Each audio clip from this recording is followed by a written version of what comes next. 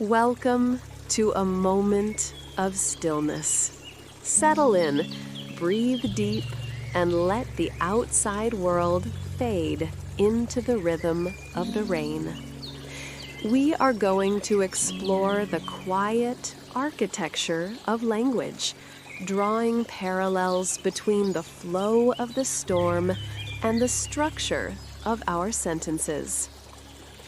The rain begins, not as a flood, but as individual, essential drops. Each drop, perfectly formed, is a noun, a thing, a concept, a place. We hear the rain, the wind, the thunder. They stand alone, solid and complete. The window pane becomes a canvas, the roof a drum. Notice how these stable entities anchor the scene. They are the fixed points in our story. A noun names the stillness, the silence between the drops, the peace that settles over the valley. Even the invisible is named: humidity, serenity, time. When we speak of the essence of things, we begin with the simple power of the noun. Let the sound of a single drop be a reminder of a singular, perfect object. But the drops are never simply drops. They are gentle and soft when they begin, turning heavy and driving as the storm intensifies. These are the adjectives, the descriptive words that color our perception. They cling to the nouns, adding texture and mood. The ancient tree outside, the misty meadow, the distant mountains. They transform the simple rain into soothing rain or relentless rain. Adjectives are the atmosphere, the filter through which we experience the reality of the scene. The subtle differences between pale and vibrant, between subtle and dramatic, define the emotion of the moment. Listen closely to the way the sound of the rain is hushed one moment and insistent the next. The adjective provides the detail, the nuance. As the rain falls, the scene begins to move. The drops patter, the water flows, the leaves tremble. These actions, these verbs, propel the narrative forward. A strong verb carries the energy. The sun peaks over the horizon. The mist rises from the ground. The stream gurgles past the deck. The verb gives life to the noun. The static rain now actively cleanses, refreshes, or soaks. Verbs tell us what is, not just what is. Feel the momentum in the words. Whisper, drift, settle. These are the simplest expressions of existence, and they link our quiet subjects to the movement of the universe. Individual raindrops gather into streams. Individual words form coherent thoughts. The sentence structure is the framework that holds our observation. We begin with the simple declarative. The rain is soft. Noun, verb, adjective.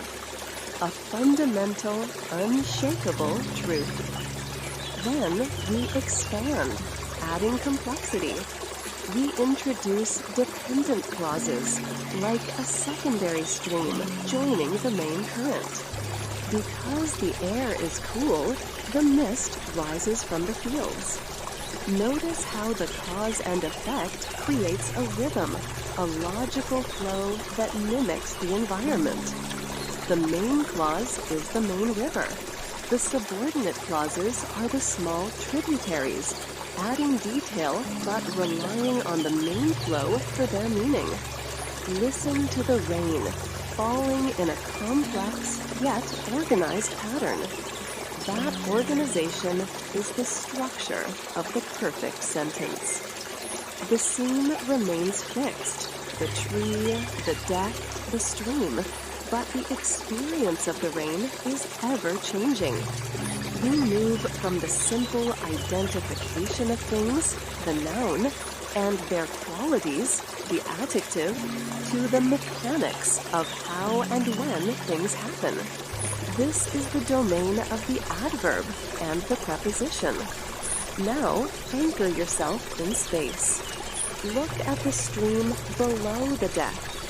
Notice the coffee mugs sitting on the table. The large tree stands beside the railing. These essential words, prepositions, define the spatial relationship between our nouns. They create the geography of the scene. The mist rises from the meadow. The lights are strung around the trunk. Without prepositions, our nouns are isolated, floating without context. They are the glue that fixes objects to one another, allowing us to accurately map the peaceful view.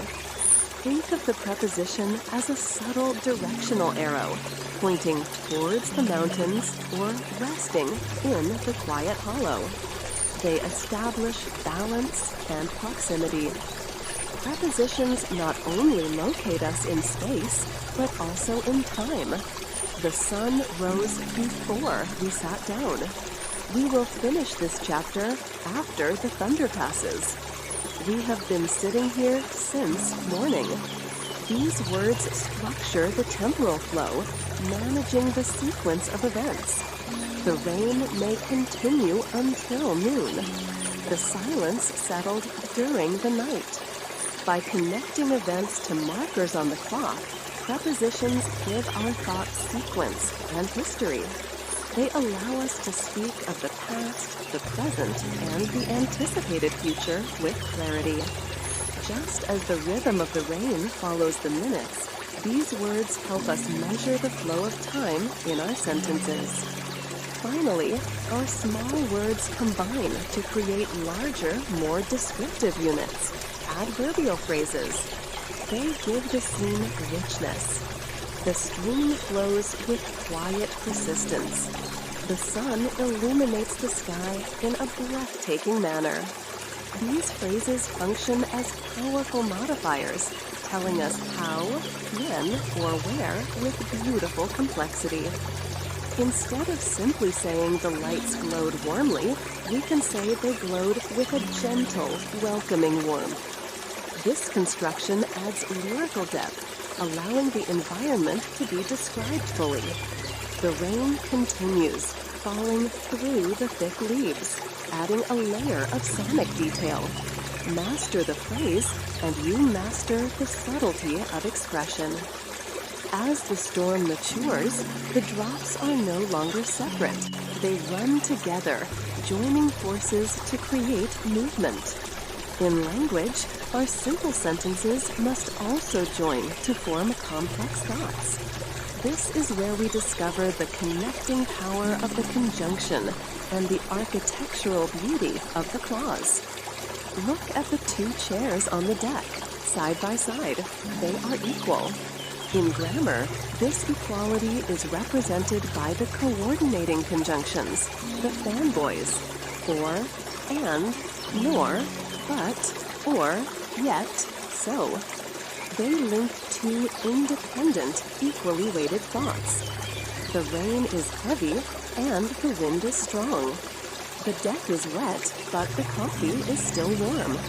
The rain or the gentle music. Both create a soothing environment. Notice how each side of the conjunction could stand alone as a complete sentence. These conjunctions act like the steady beams supporting the entire deck, ensuring two strong ideas can peacefully coexist.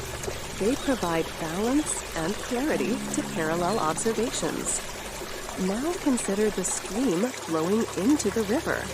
One depends on the other.